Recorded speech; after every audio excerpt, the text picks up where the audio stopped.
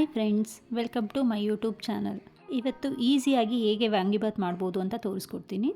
ಇವತ್ತು MTR vangibath powder ತೊಗೊಂಡಿದ್ದೀನಿ. 10 rupees 2 pack ತೊಗೊಂಡಿದ್ದೀನಿ. ನೀವು ಕ್ವಾಂಟಿಟಿ ಎಷ್ಟು ಬೇಕು ಅಂತ ನೋಡಿಬಿಟ್ಟು ತೊಗೋಬೋದು. ನಾನಿವತ್ತು ಮೇಯ್ನ್ ಇಂಗ್ರೀಡಿಯೆಂಟ್ಸ್ ತೋರಿಸ್ತಾ ಇದ್ದೀನಿ. ಮೀಡಿಯಮ್ ಸೈಜ್ 2 ಬದನೆಕಾಯಿ ತೊಗೊಂಡಿದ್ದೀನಿ. ಕಟ್ ಮಾಡಿದ್ಮೇಲೆ ನೀರಲ್ಲಿ ಹಾಕಿಡಿ, ಇಲ್ಲಾಂದರೆ ಕಲರ್ ಚೇಂಜ್ ಆಗುತ್ತೆ. ಹುಣಸೆಹಣ್ಣ ನೀರಲ್ಲಿ ನೆನೆಸಿಟ್ಟಿದೆ. ನಿಮಗೆ ಎಷ್ಟು ಬೇಕು ಅಂತ ನೋಡಿಬಿಟ್ಟು ನೀವು ಎಕ್ಸ್ಟ್ರಾ ಬೇಕು ಅಂದರೆ ಆ್ಯಡ್ ಮಾಡ್ಕೋಬೋದು. ಈಸಿಯಾಗಿ ವಾಂಗಿಬಾತ್ ಹೇಗೆ ಮಾಡೋದು ಅಂತ ತೋರಿಸ್ತಾ ಇದ್ದೀನಿ. ಸ್ಟವ್ ಹಚ್ಚಿ ಒಂದು ಪ್ಯಾನ್ ಇಡ್ತಾ ಇದ್ದೀನಿ. ಪ್ಯಾನ್ಗೆ ಎಣ್ಣೆ ಹಾಕ್ತಾ ಇದ್ದೀನಿ. ಎಣ್ಣೆ ಕಾದ್ಮೇಲೆ ಸಾಸಿವೆ ಹಾಕ್ತಾ ಇದ್ದೀನಿ.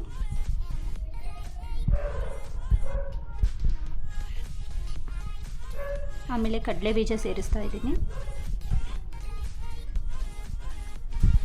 ಸ್ವಲ್ಪ ಕಡಲೆಬೇಳೆ, ಸ್ವಲ್ಪ ಉದ್ದಿನಬೇಳೆ ಹಾಕ್ತಾಯಿದ್ದೀನಿ.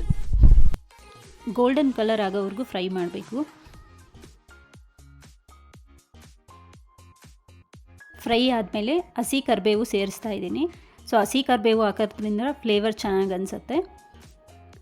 ಜಾಸ್ತಿ ಫ್ರೈ ಮಾಡೋದು ಬೇಡ ಕರಿಬೇವನ್ನ. ಕಟ್ ಮಾಡಿ ಇಟ್ಕೊಂಡಿರೋ ಅಂಥ 2 ಮೀಡಿಯಮ್ ಸೈಜ್ ಈರುಳ್ಳಿನ ಸೇರಿಸ್ತಾ ಇದ್ದೀನಿ. ಈರುಳ್ಳಿನ ಚೆನ್ನಾಗಿ ಫ್ರೈ ಮಾಡ್ಕೋಬೇಕು. ಇಂಟ್ರೆಸ್ಟಿಂಗ್ ಈಸಿಯಾಗಿ ಮಾಡ್ಕೊಳೋಂಥ ಸ್ನ್ಯಾಕ್ಸ್ ಐಟಮ್ನ ನೆಕ್ಸ್ಟ್ ರೆಸಿಪಿಯಲ್ಲಿ ತೋರಿಸ್ತೀನಿ. ವೆಯ್ಟ್ ಮಾಡಿ. ಈಗ ಆನಿಯನ್ ಚೆನ್ನಾಗಿ ಫ್ರೈ ಆಗಿದೆ. ಇದಕ್ಕೆ ನಾವು ಕಟ್ ಮಾಡಿ ಸೈಡಲ್ಲಿ ಇಟ್ಕೊಂಡಿರೋ ಬದನೆಕಾಯಿನ ಆ್ಯಡ್ ಮಾಡಬೇಕಾಗತ್ತೆ. ಬದನೆಕಾಯಿ ನೀರಲ್ಲಿ ಹಾಕಿಟ್ಕೊಂಡಿರೋದ್ರಿಂದ ಕಲರ್ ಚೇಂಜ್ ಆಗಿಲ್ಲ, ಇಲ್ಲಾಂದರೆ ಕಪ್ಪಗಾಗ್ಬಿಡತ್ತೆ. ಕಟ್ ಮಾಡಿರೋ ಬದನೆಕಾಯಿ ಹಾಕ್ಬಿಟ್ಟು ಚೆನ್ನಾಗಿ ಆಯಿಲಲ್ಲೇ ಫ್ರೈ ಮಾಡಬೇಕು. ಆಯಿಲಲ್ಲಿ ಚೆನ್ನಾಗಿ ಫ್ರೈ ಮಾಡಿಕೊಂಡ್ರೆ ನಿಮಗೆ ಟೇಸ್ಟ್ ಚೆನ್ನಾಗಾಗತ್ತೆ. ನೀವು ತುಂಬ ದಿನ ಇಟ್ಕೋಬೋದು ಗೊಜ್ಜನ್ನ.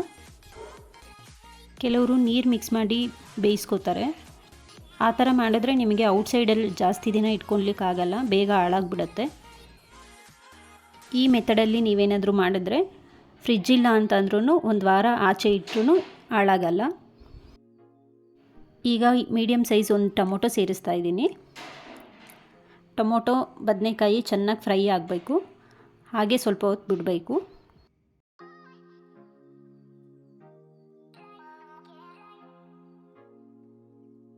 ಚೆನ್ನಾಗಿ ಫ್ರೈ ಆಗಿದೆ. ಈಗ ನೆನೆಸಿಟ್ಟಂಥ ಹುಣಸೆಹಣ್ಣು ರಸನ ಅದಕ್ಕೆ ಮಿಕ್ಸ್ ಮಾಡ್ತಾ ಇದ್ದೀನಿ.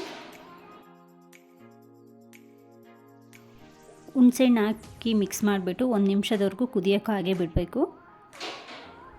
ಯಾಕೆಂದರೆ ಹುಣಸೆಹಣ್ಣು ಹಸಿ ಸ್ಮೆಲ್ಲೆಲ್ಲ ಹೋಗಬೇಕು. ಯಾರೆಲ್ಲ ನಮ್ಮ ಯೂಟ್ಯೂಬ್ ಚಾನಲ್ ಸಬ್ಸ್ಕ್ರೈಬ್ ಮಾಡ್ಕೊಂಡಿಲ್ಲ ಮಾಡ್ಕೊಳ್ಳಿ. ಲೈಕ್, ಶೇರ್, ಕಮೆಂಟ್ ಮಾಡಿ. ನೋಡಿ, ಈಗ ಚೆನ್ನಾಗಿ ಕುದೀತಾ ಇದೆ.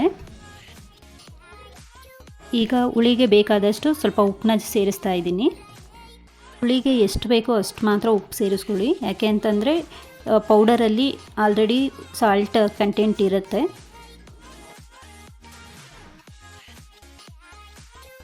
ಖಾರ ಕೂಡ ಸ್ವಲ್ಪನೇ ಹಾಕ್ತಾಯಿದ್ದೀನಿ.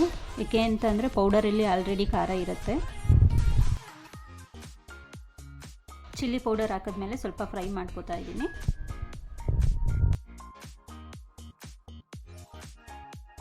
ನೋಡಿ, ಚೆನ್ನಾಗಿ ಫ್ರೈ ಆಗಿದೆ. ಈಗ ಸ್ವಲ್ಪ ಆಯಿಲ್ ಬಿಟ್ಕೊಡ್ತಾ ಇದೆ.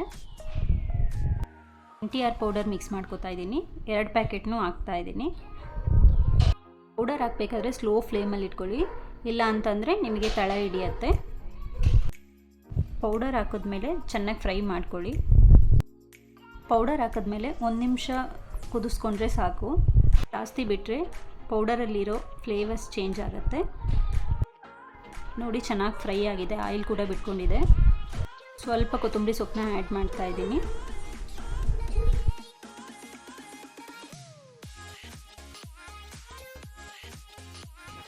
ನೀವು ಈ ಥರ ಗೊಜ್ಜು ಮಾಡಿಟ್ಕೊಂಡ್ರೆ ಫ್ರಿಜ್ಜಲ್ಲಾದರೆ ನಿಮಗೆ 15 to 20 ಡೇಸ್ವರೆಗೂ ಇಟ್ಕೋಬೋದು.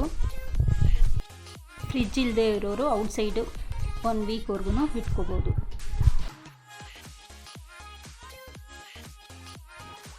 ಈಗ ಚೆನ್ನಾಗಿ ಆಯಿಲ್ ಬಿಟ್ಕೊಂಡಿದೆ. ನೋಡಿ, ಚೆನ್ನಾಗಿ ಫ್ರೈ ಆಗಿದೆ. ವಾಂಗಿಬಾತ್ ಗೊಜ್ಜು ರೆಡಿಯಾಗಿದೆ.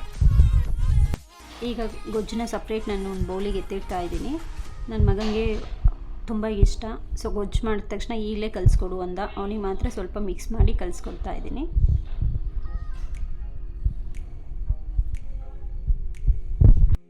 ನೋಡಿ, ಈಗ ನಿಮ್ಗೆ ಎಷ್ಟು ಚೆನ್ನಾಗಿ ಬೇಕು ಅಂತ ನೋಡಿ ರೈಸ್ ಮಿಕ್ಸ್ ಮಾಡ್ಕೋಬೋದು.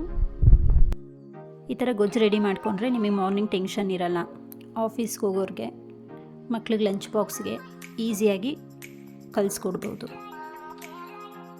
ಈಸಿ ಮೆಥಡಲ್ಲಿ ವಾಂಗಿಬಾತ್ ಮಾಡೋದು ತೋರಿಸಿದ್ದೀನಿ.